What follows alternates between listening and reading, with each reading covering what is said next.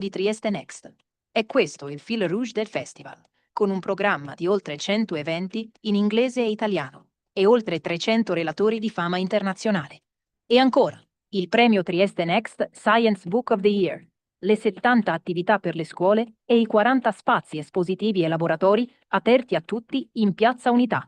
Prima di accogliere gli ospiti del prossimo evento, a nome dei promotori e copromotori della manifestazione, vorrei ringraziare tutte le istituzioni scientifiche di Trieste, città della conoscenza, e le istituzioni che hanno collaborato con noi.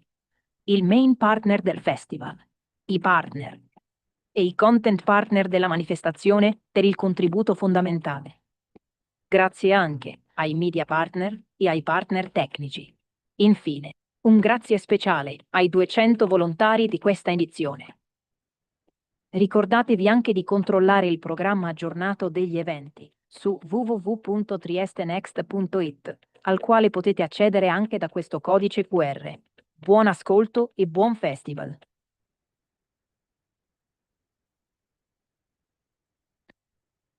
Buongiorno a tutte e a tutti, welcome everybody, and thanks for being here in this windy Sunday morning, and also thanks for the people who are following us on streaming. And it's a pleasure to me to present this conference, which is based on the research infrastructures and about their impact on ideas, technologies, and also on people's life. So it's somehow related to the main theme of Trieste Next, which is life inside all of us. First of all, I would like to thank Elettra Sincrotrone Trieste, who co-organized this conference with us. And I would like to present you the speakers of today. So first of all, I have here with me Alessandro Fabris, who is Accelerator physicist and executive officer of the project Elettra 2.0, which we will discover in a few minutes. Then there should be a quick introduction about Elettra, even if maybe it's not necessary as for most of the research infrastructure that we will talk about today. So Elettra is a huge synchrotron, who is based on the cars area, and as you can imagine from the logo and from this nice aerial picture, is composed by two main machines. One is a synchrotron, so a particle accelerator with in which particle can go around, and then when they curve, when they make a round, they lose some energy, and this lost energy can be used to perform a lot of different measurement and testing, while the other one, which is a Fermi, is a free electron laser. Then there should be with us Lilli Freda, who is Executive Director of EPOS-ERIC. EPOS stands for European Plate Observing System. And unfortunately, Lilli is not with us because she's fighting against a bad flu and fever. But I would like, since probably she and her team are watching us on streaming, I would like to thank us for the valuable inputs she gave to the discussion that we will try somehow to include today in the conference. EPOS is an European Research Infrastructure Consortium, and we will explore later what these legal entities is and what is its impact on the European research environment, which is focused on solid earth science and which harmonize and integrate multidisciplinary data which are acquired through different systems and discipline around Europe. So ranging from seismology to satellite data to multi-scale laboratories and so on.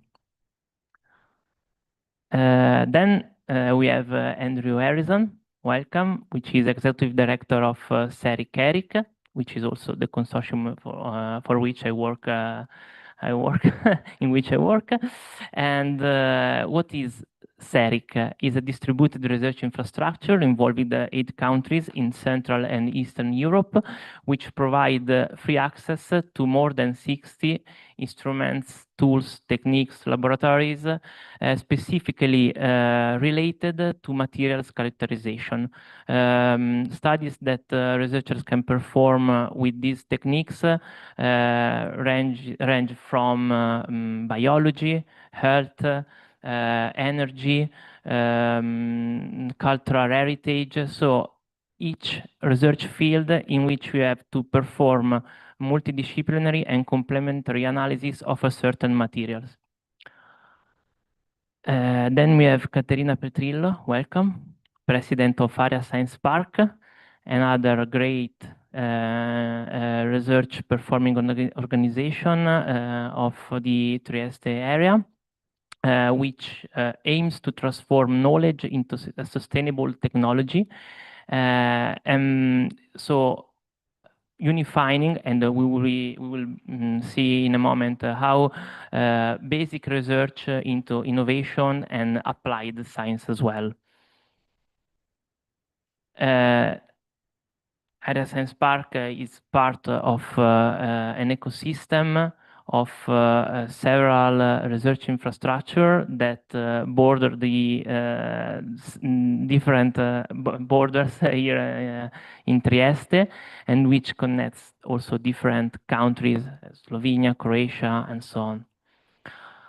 Then we have Maurizio Vretenar, who is coordinator for European projects and advisor for international relations, Accelerator and technology sector at CERN, another research infrastructure that a lot of you already know, because it's the biggest laboratory for particle physics. What is the aim of CERIC is to understand the basic physics, but let's say that their mission is not only research, but it's made up by 4 pillars in which research, collaboration, technology and innovation, and education and training are together. Welcome, Maurizio. Thanks again for being here. And these 4 different missions have been already valid from the very beginning of CERN, that has been founded in 1954 from 12 European states that started this was actually new for that period, concept of science for peers, so science democracy, and the idea to work all together without taking into account nationalities, race, or whatever. So I will start from this, and I will start from Maurizio, asking how CERN was born and what was its impact both in the area of Geneva in which it was built, but also at the international level. Thank you, Marcello. So good morning, everyone.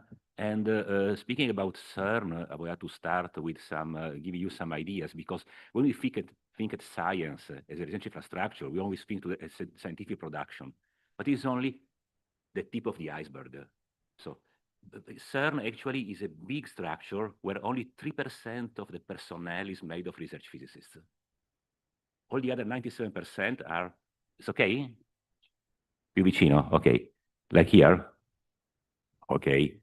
So most of the physicists that make the research at CERN come from outside, and people working at CERN are mainly taking care of the technology infrastructure that allows this science. So nowadays, whatever type of science we do, we need very large, sophisticated instruments. So it's no longer the time of the inclined plane of Galileo. So now, who has the best instrument makes the best science, of course. And this is a structure that is required for the science, but also is what connects the science to the society. So thanks to this technology platform, technology infrastructure, we have all the connection with industry, we have connection with university, and we have the innovation that is created in the research infrastructure that then goes to the society. So it's important to think that we have a kind of the pyramid of technoscience.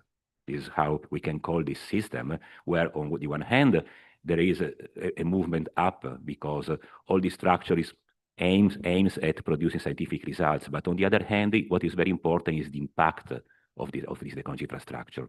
And for us, I think it's very important nowadays to maximize this impact and to distribute everywhere. So at CERN, we try to distribute the impact of our science among all our member states. So it's for us, it's our priority, the fact that we not impact only on the local infrastructure, on the local region. But on the other hand, we can also think that most of the startups that are created at CERN stay in the region. Most of the connections with university are in the region. So it's really has a strong impact on the region. And if you can change the slide, these are my two, I think, key messages that I would like to share with you today. So where do we go? I mean, this technology of this pyramid of the technoscience, where is it going? What will be the future? What can we do to improve this transfer of technologies and this innovation?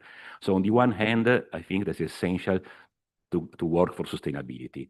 So big infrastructures have a large impact on the environment, and we have not only to minimize the impact of the environment, but also to use these technologies to work for the environment. Actually, for the environment, technology is not a problem. Technology can be the solution. And we have to use also our technologies to improve sustainability of future research infrastructures, and also to maximize the impact. Maximize the impact means impact on applications, innovation, impact on applications, startups, also research infrastructure technologies used for healthcare, for industry.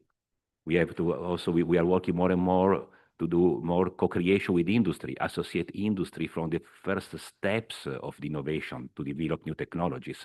So this is slowly starting to work.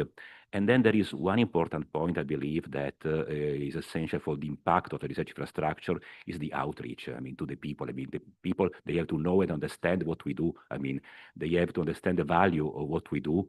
And for this, I mean, initiatives like Trieste Next are really invaluable. So I was going around yesterday for the stands in Piazza Unità, and it's really a great way of associating the people and to the Trieste ecosystem.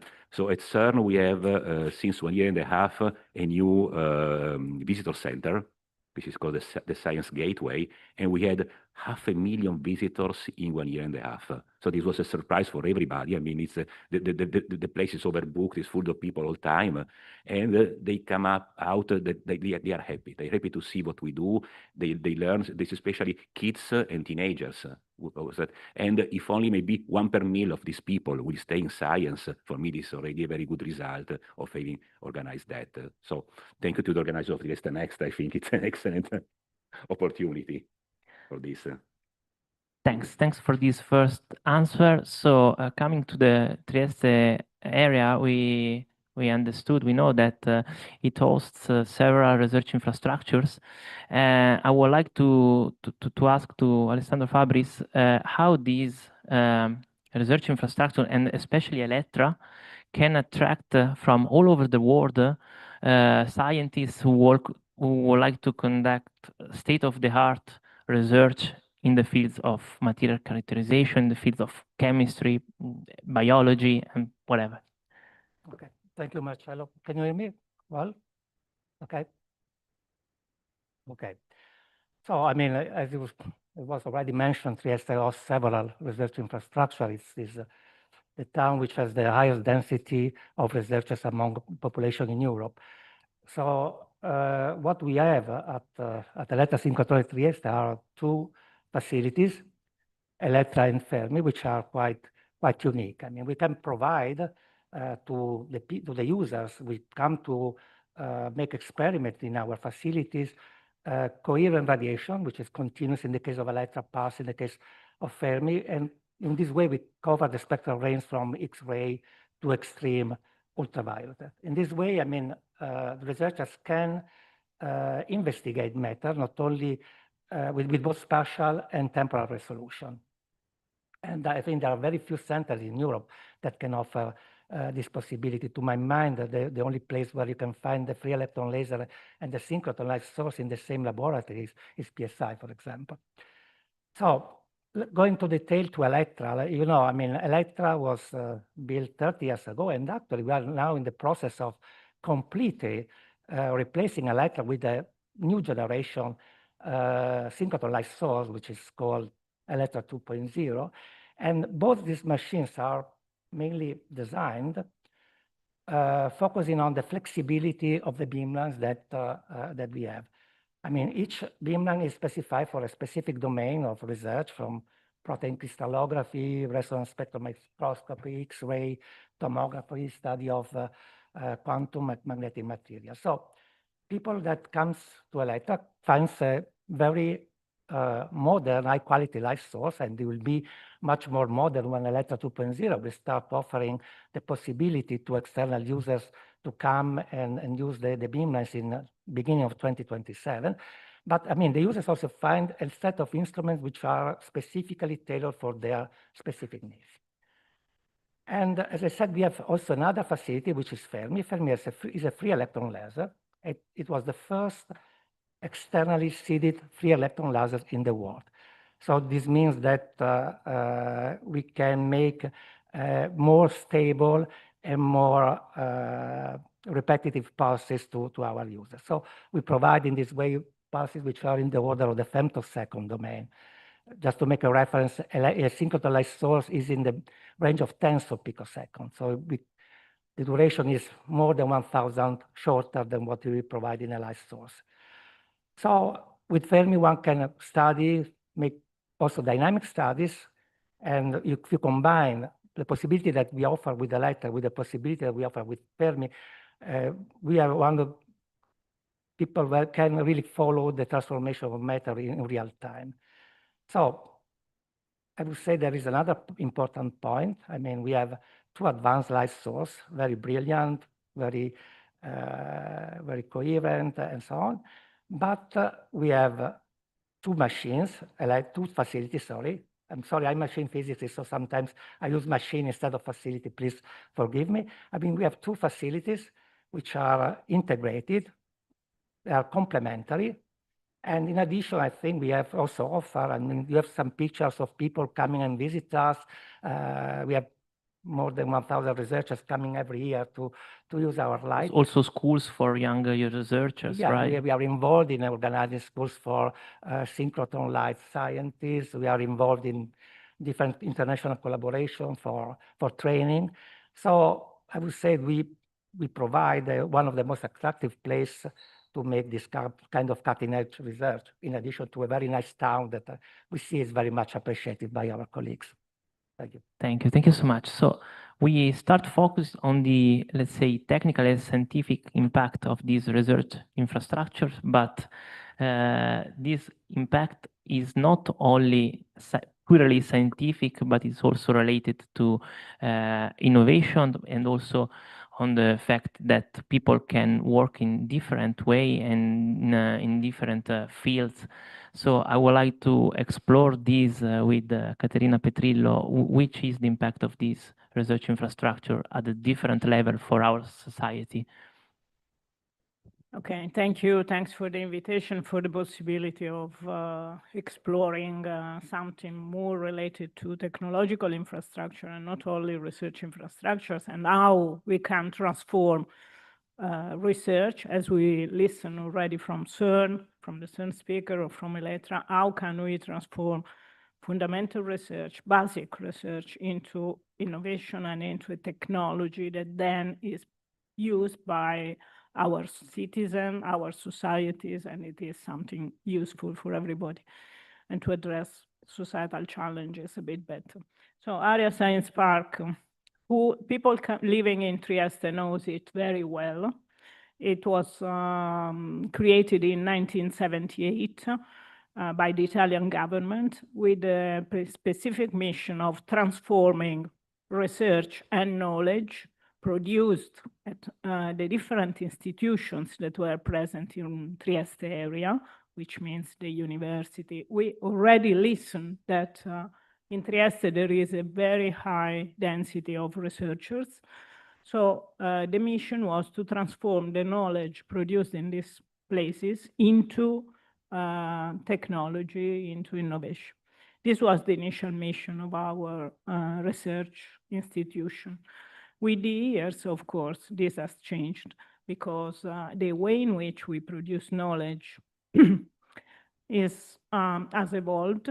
And we today are discussing these research infrastructures, which are big installations like CERN or distributed installations that is a network of laboratories where researchers from all over the world come. And the students, postdocs, young researchers, they can develop their ideas and do experiments. And the problem is, how can we translate the results of these experiments into applications? So what we try to do in area is to set up an ecosystem, a real ecosystem of research institutions. On our campuses, we have Elettra, we have CNR, we have INFN, the major research institutions in Italy, and infrastructures, and international research organizations like the ICGB.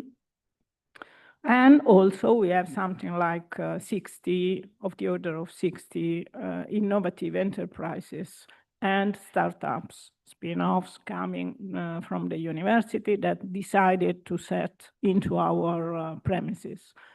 So we are creating an environment where researchers and entrepreneurs can easily come in contact, discuss common problems, and try to find solutions. We believe that co-creation is the key for really transforming knowledge into technologies. But the point is that during these years, the most recent years, Area Science Park invested a lot of course, public money through international projects, winning international projects and national funding to create internal laboratories that are related and connected to research infrastructures, because you can more easily do the job of transforming knowledge into technology if you are a producer of technology yourself. Yourself. So what we did was to invest. We, of course, made a large investment into a specific infrastructure that is electron microscopy, because we believe that this is a field that at European level has to be covered.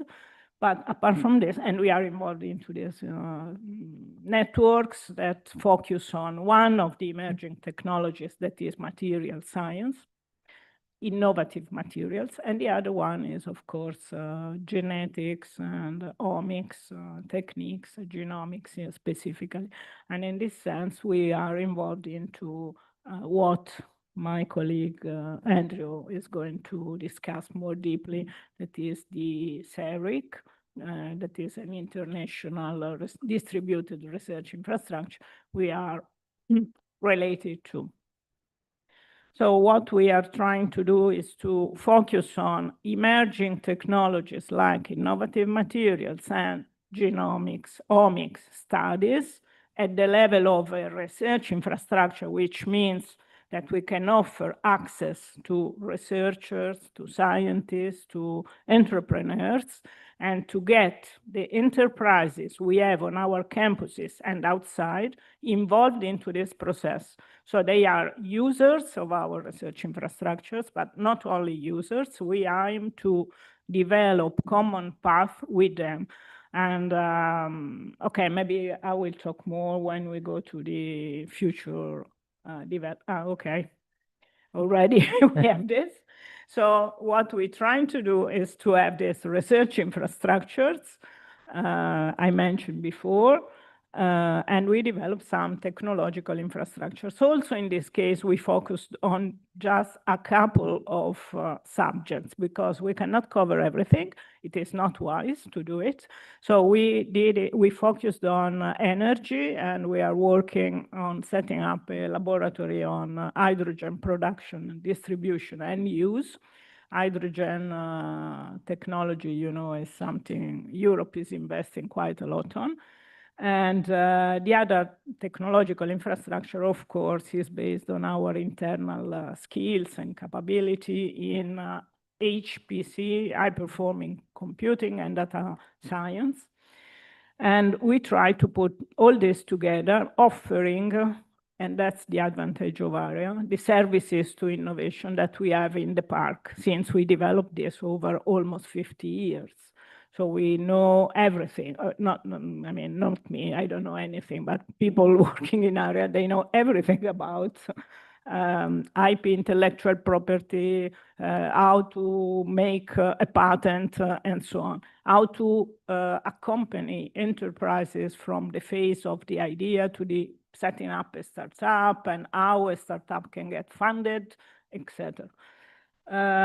So these two words can be connected together, and our final goal is to support what today is called deep tech innovation. That is some disruptive changes that can come from basic research, from fundamental research, and that can really transform our lives. We all know about artificial intelligence and how it is going to, it has changed, I would say, has already changed our lives. That's the best example of deep tech innovation and today. But we believe that this can come also from material research. So how to put together this, what we do into research infrastructures, the experiments and the tests we do there, into something that is going really to make a change. This is something we are working on. Maybe I'll say more later on. Thank you so much. You also introduced a great approach of, let's say, bionivocal relationship and impacts from both users and research infrastructure, which is something that I would like to explore also with Andrew Harrison regarding a different kind of research infrastructure, which is the ERIC. So I would like to understand with you which is the impact of these distributed laboratories on researchers, but also at the local level and the international level. So what is an ERIC and what is so important? Why is so important? So maybe just to start with that question about what an ERIC is, it's a legal construct. It stands for European Research Infrastructure Consortium. I mean, it essentially makes it easier for countries and institutions across different countries to work together. It reduces barriers such as to procurement and so forth. And it allows networks of institutes, of research infrastructures to work effectively together, make essentially the whole much greater than the sum of the parts. So we have 8 members. Our headquarters are here at the Elettra Sincrotrone in Trieste, in Bazovice actually, but we also draw in members from Slovenia, Croatia, Hungary, Austria, Romania, Czech Republic, and Poland. And I think there are 3 key reasons why the sum is great, sorry, the whole is greater than the sum of the parts. So first of all, these wonderful facilities can only deliver great science if they engage with scientists who come and bring their science to them. And one of the things that CERIC does is it reaches out to scientists and communities that haven't used these wonderful machines before. So it makes them aware, it supports them to travel and stay, and then it's in-house scientists work with users who have perhaps never used these machines before and allow them to bring their science and solve scientific problems. And this is something that's particularly acute in Central and Southeast Europe. Countries that do not have the long-standing, I mean, Italy for decades has been a pioneer in accelerator-based science. This is not true of many of our member countries. So it opens that door to a much wider range of scientists to take advantage of the facilities that we offer.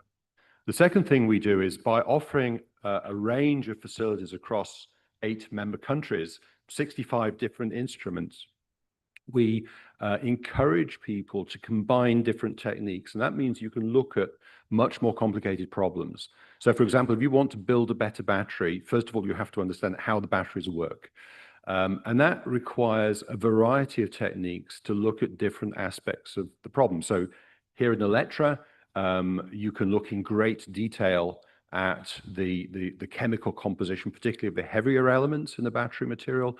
And then with complementary neutron techniques, you can also look at much lighter elements. And together with other techniques, that means you can look at a complicated problem from a variety of angles. And we're starting to see that really bearing fruit in getting much more critical insights in material science, and we'll touch on this in a moment later in the life sciences. And then thirdly, what this organization does, it's natural already for synchrotrons to do this because they are already truly international. But in reaching out to scientists from countries that would not use these necessarily, it also brings scientists together. And that means that researchers, and I believe firmly that the researchers are equally smart and creative right across Europe, that there are real problems attracting and retaining people in some of Central and Southeast Europe. But one of the things that we do is we bring people with different perspectives to solve problems together. And I know from experience that if you put a Hungarian and a Swede and an Italian and a British person in a room with their different types of training and their different backgrounds, they're much more likely to get insights into much more complicated problems. So I think for these three reasons, reaching out to communities that have never used them before, bringing techniques together and bringing scientists together, you can really start to make an impact in the science. And that benefits everyone. It's good for science, but it's also good for the individual facilities. So it has very much a local impact in that it contributes to the science and the outputs, and it makes it easier to argue to our funders at the individual facilities, including very much so here in Trieste. Thanks. Thank you so much. And also it reflects on the general European research area and infrastructure. Okay. Sometimes one can think that research infrastructure are built, we spend a lot of money to build them, and then they are all the same forever. But it's not true, because as science, also research infrastructure evolve with new machineries, with new facilities, with new techniques, with new approaches and also goals in order to meet both the scientific and the societal development. So I would like to explore also these, starting from the CERN and focusing on the next collider they are meant to be to develop, to build. Yes, so running a research infrastructure is like riding a bike. So you have to keep moving, otherwise you fall. And this, I think, is very clear. So that the goal is to be at the edge of the innovation. And at CERN, we have been continuously upgrading our infrastructure over the years. And the goal is to keep, what we've built, the scientific excellence, the driving of innovation, the training of the young generations, all what you have in this slide, but maybe you can go to the next slide already. Yes. To say that it's only a matter of European competitiveness. So now at CERN, we have a proposal for a future circular collider, which is a machine of about 90 kilometers circumference that could be built in the Geneva area. This is something that has been supported in the recent Draghi report and is part of a kind of a long-term strategy of the European Commission to keep European competitiveness. So this, I think, is an important point. However, we also have to consider that a machine like the FCC is very expensive. It's very expensive, so it will be a long process to see if and how we can finance this machine, or maybe we have to go to other alternatives, alternative technologies that have lower financial impact on the European finances in these times. Also because an important point is the competition with China. So China is coming up with a proposal which is very similar. On some technologies, they are more innovative because they take more risks. So one of the problems in Europe is that we have lost the sense of risk. So what we build must work from the first day. We don't have the right to make mistakes. While instead we should maybe, to be more competitive, we should find again, I mean, the attitude to be able to accept that we take when we develop technology, we take a risk, something cannot work, but then we can repair and solve the problem. We tend to forget that when we started the Large Hadron Collider at CERN in 2008, after the first days of commissioning, it ended up in a big explosion. And basically, we have lost the machine for a couple of years.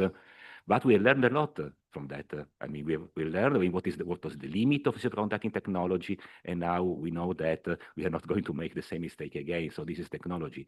So for this machine, now there are several directions that are open, several choices that have to be made.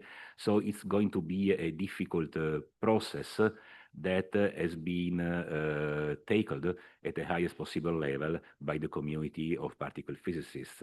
So there is a strategy process that is being prepared, the European Strategy for Particle Physics, that will submit the first documents at the end of this year, beginning of the next, proposing a construction plan for the next collider, or maybe for the next colliders. So to be seen, I mean, what type of options are being explored. So it's difficult, I mean, to remain competitive, also because now competition is worldwide. And competition is also related to developing in Europe, keeping the development in Europe of critical technologies for the future not only of research, but also for the future of industry. So it's a difficult environment. Are we going to continue to collaborate as we've been collaborate with everybody in the past, or are we going now to be more selective, let's say, in how we define our worldwide collaborations? Are questions that are being asked. So we don't have the answer yet, and we are thinking about that, and something definitely will come out, but we are going towards interesting times. There are a lot of interesting technologies that are approaching. So for example, I like a lot now work on high temperature superconductivity. That's going to open new perspectives for machines like also the future circular collider. So there are new materials coming up that are also very much useful for our technology. So the technology is going very fast, and we have to, in Europe, to be able to still ride the crest of the wave and keep our technology competitiveness. And high technology and research infrastructures are one of the right environments to do it, because they keep people motivated on science, but also people who are going to be trained in our research infrastructure often after they go to industry, they go outside of science, and they spread their knowledge. So it's a complete ecosystem that somehow we have to keep going, and high level research infrastructures are a crucial tool to keep these ecosystems going. Thank you so much. Another research infrastructure that has already been developing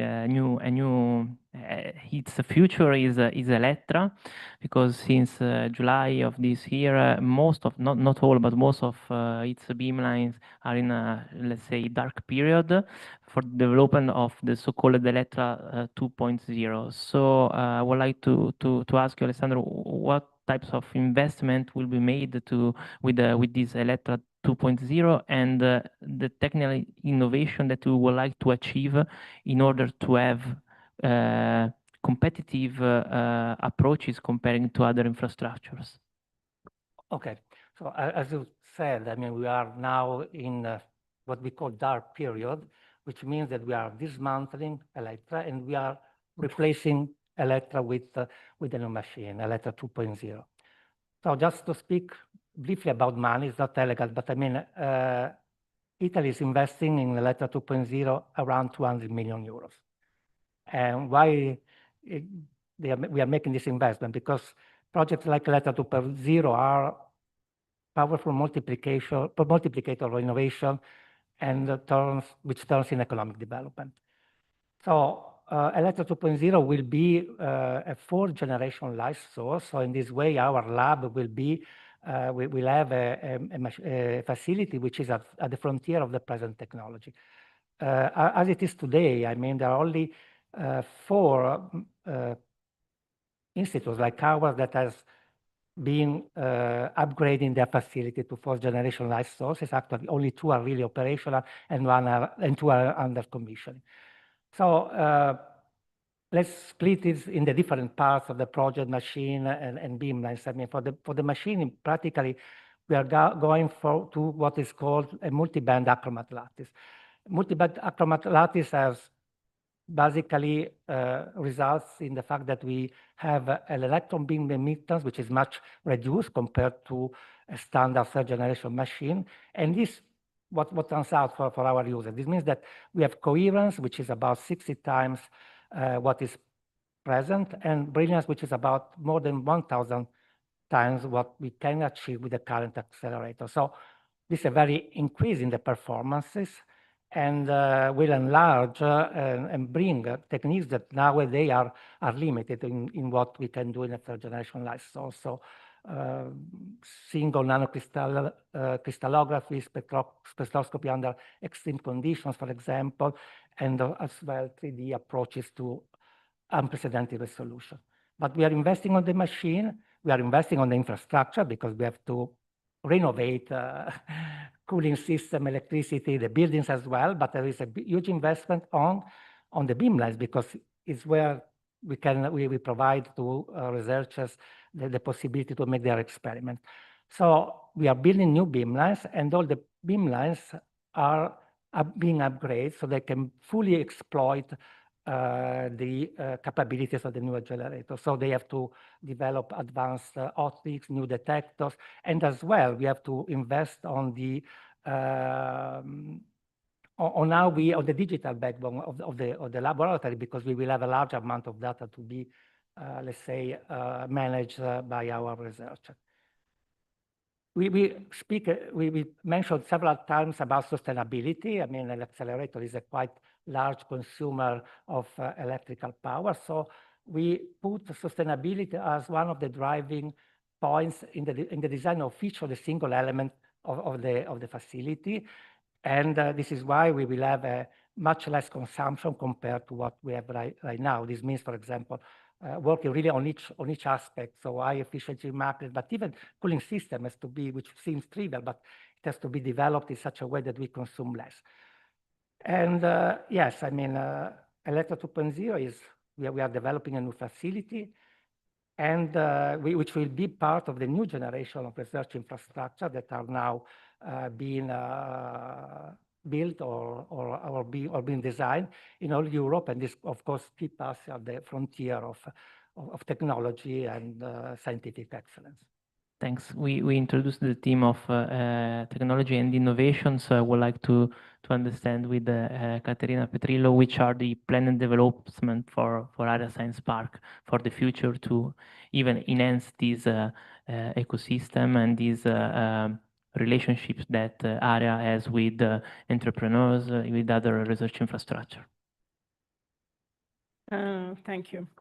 So I think you can read what is the future of the future lines we want to develop. But what is important, I think, for the audience we have here, we have young people coming from all over Europe, I guess, from your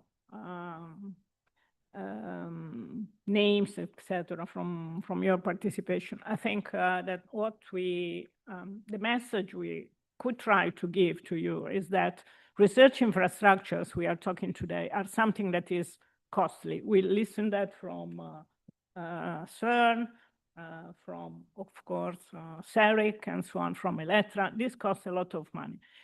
This is public money, and we have to convince, and that's why we are also discussing this today and in other fora, that this money is well spent. So this money is not only to provide and to increase our knowledge, which is something in itself extremely valuable, but it is not just for that. It is also because we have what we call spillover of the technologies. That is, from a given use you do of superconducting magnets or sensors or software developments, you can have something that can be applied in other fields, that can be used for other technologies, that is going to serve the citizens and the societies in different ways. So you have a kind of multiplication or added value from the research and from the investment in research infrastructures. And that's something that is tangible. The other thing is that when you build Elettra 2.0 or you build CERN or you build something, there is an immediate effect that is the money that goes into construction, for example. No, it's not strange that every country, almost every country, wants to have the major site of a research infrastructure in its own territory, because there is an immediate return and outcome on the territory. But this is something that maybe, if you think to construction, designing, this is going to finish. What is important is the long-term effect that comes from the knowledge, that comes from the technology, that comes from the fact that these places are places where are attraction poles for the young people. These are really special environments. When you go to CERN, when you go to Elettra, when you go to CERIC or whatever, you really find an atmosphere and an environment that is extremely stimulating for young people. You have the opportunity to discuss whatever you want in these places, and this is unique. So I think that this is an important message we have to give to the young generations. So this is one thing. The other thing, of course, is the other uses. CERN, what you didn't say, Maurizio, but of course, World Wide Web comes from CERN. They had the problem of transferring the data. Everybody knows this. Every one of us is working with this mobile, GPS, blah, blah, blah. All these things were originally developed at CERN to respond to a specific purely scientific need. But this is what we call spillover. The other thing is additional and different uses. For example, we are discussing accelerators, but these accelerators are something that is nowadays used in medicine, in healthcare. I mean, hadron therapy, the use of charged particles or X-rays or gamma rays for the cure of the population is something that we all know. So we should consider this. We should consider the full cost-benefit analysis of this kind of enterprises when we invest into research infrastructure, so when our governments invest into research infrastructures. And I am going to close. Area Science Park is a kind of intermediate, as also a kind of mediation role between the research infrastructure research that is done there and the production of something that goes to the market.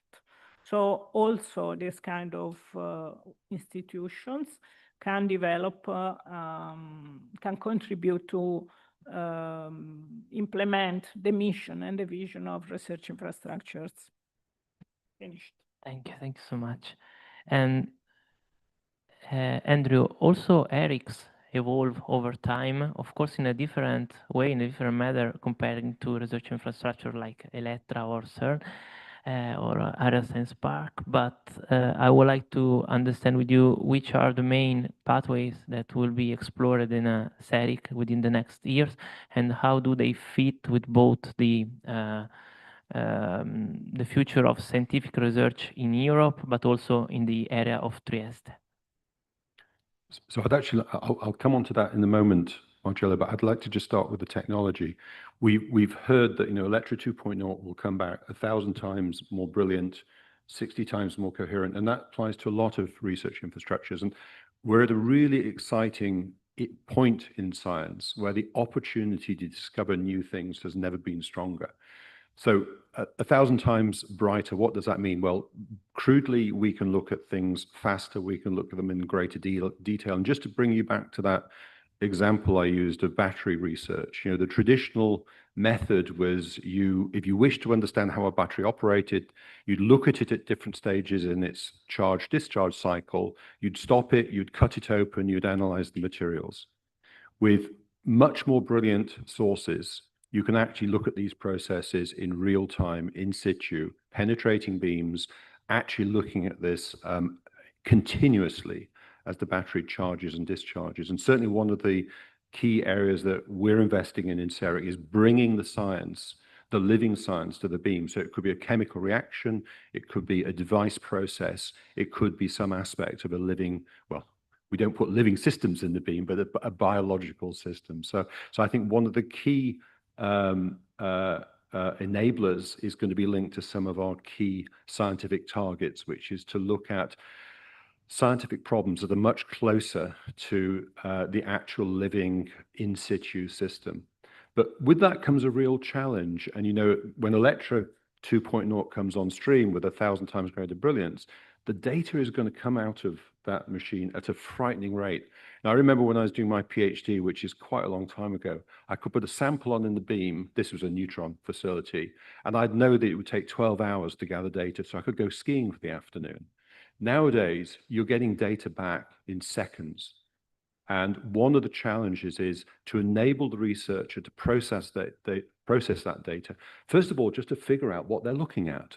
So when you're looking at an image and you're having to figure out, you know, what does this collection of blobs mean, you need to have powerful tools to interpret them.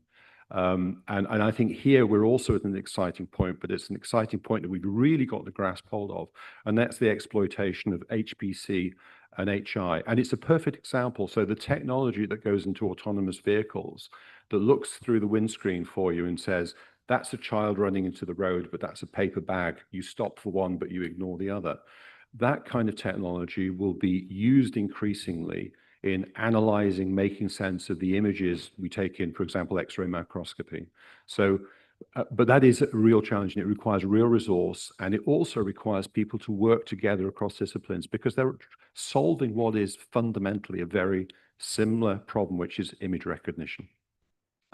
So what are we going to apply those to? I've mentioned we're going to look at more processes, chemistry, physics, whatever in the beam.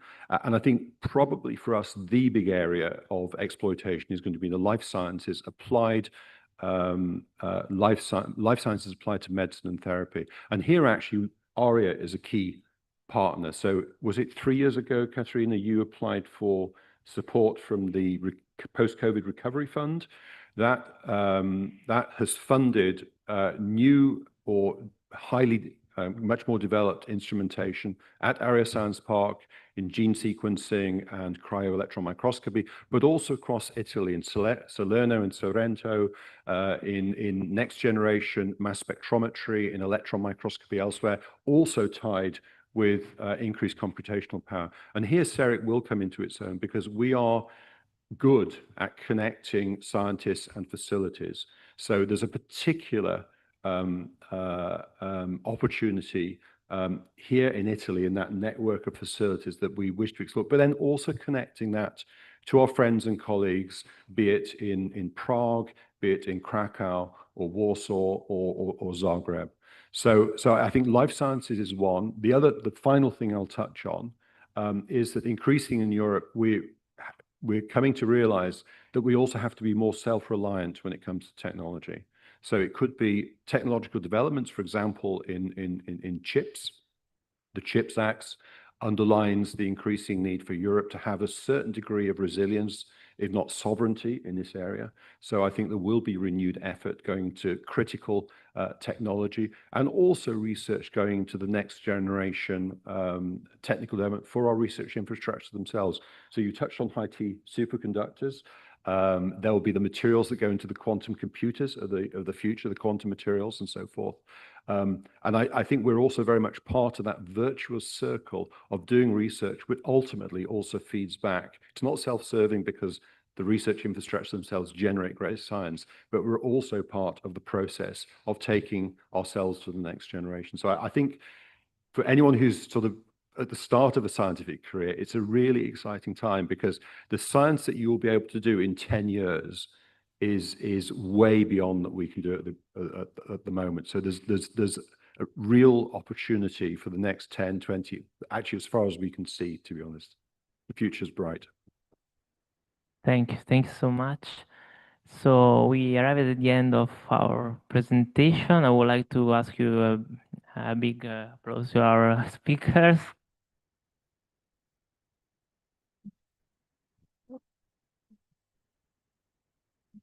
And of course, now it's time for you to ask a question if you have it. If they are addressed to a specific person, just ask him or her. Otherwise, we will decide live who will respond.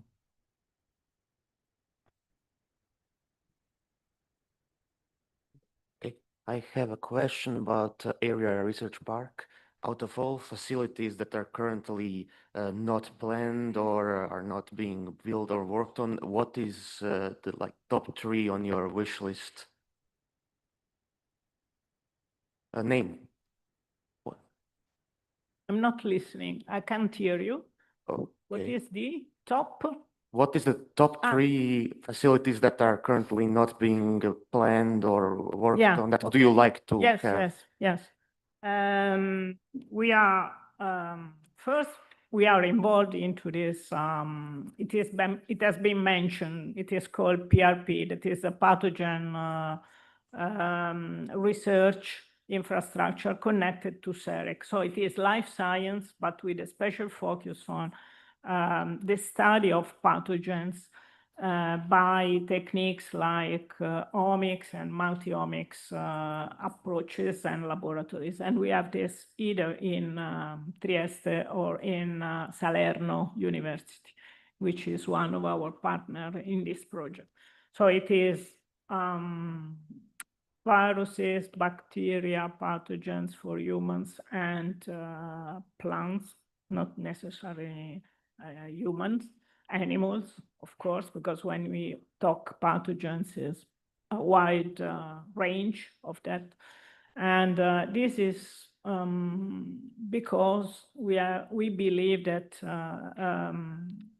the health surveillance is something that is needed today, in the present world. So we invested on that, and we will continue investing on that. We have a big project of rare diseases that we hope it will go through. And again, the genomic techniques are needed. For this, we are in contact and working with Human Technopole, that is the other big research institution in Italy where genomic studies are carried out at very high level. So this is one field. The other field is material science, but with again, because we are a small institution, again with a specific focus on the technique that is electron microscopy, and we aim in this case to electron microscopy at, of course, the best instruments presently available, and we aim to be one of the spokes or one of the nodes of a European, hopefully, research infrastructure acknowledged for electron microscopy in Europe. And in this case, we are working we set up our laboratories, but to study some specific materials. Again, we are focusing on materials for energy, and because parallel to that, we have the energy development, the energy lab. And so we are focusing on materials that can be used in energy, for energy applications. This, I would say, is coupled, or well, there is the transversal capability, which is the data science, but mostly artificial intelligence. We have a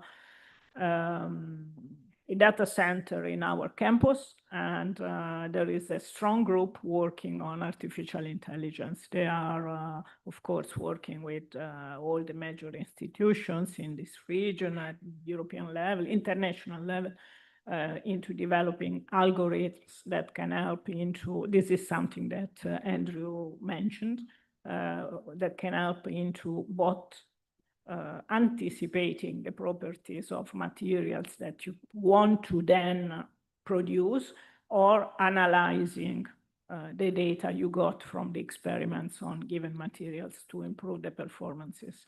So artificial intelligence and data science is the major. Of course, you need a data center located on the same site where you produce the genomic sequencing, because you have to store them. Sometimes they come from patients, so you need to have them in the same environment. And you need to develop this kind of analytic technique to analyze the sequencing. Today, big data are the data from biology, the data from sequencing, not only the data from CERN. Sorry, Maurizio, but okay. So these are the major research fields we are investing on. And from the technological point of view, the use of HPC for industrial applications, and as I mentioned before, hydrogen, the laboratory for hydrogen production, test and use. This is something more like a test bed for industries. So it's much focused on the application.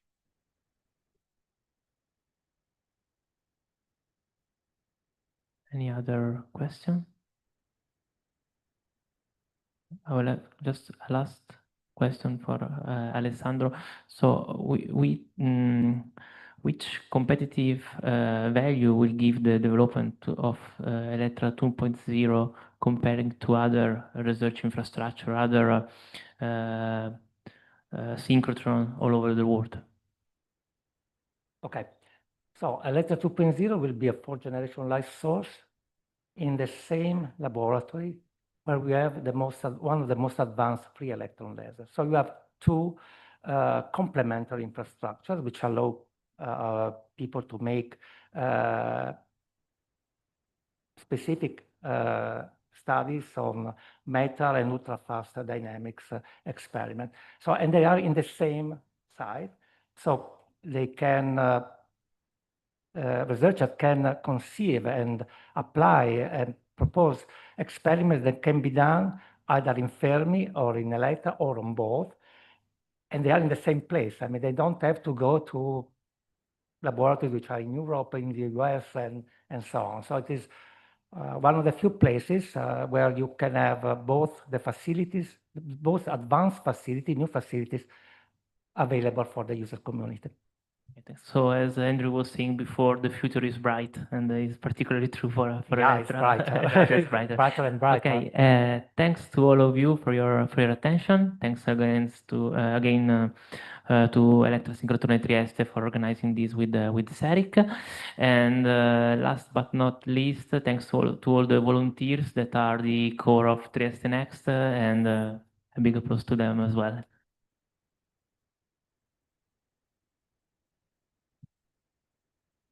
And have a great Sunday and enjoy Trieste Next. Bye.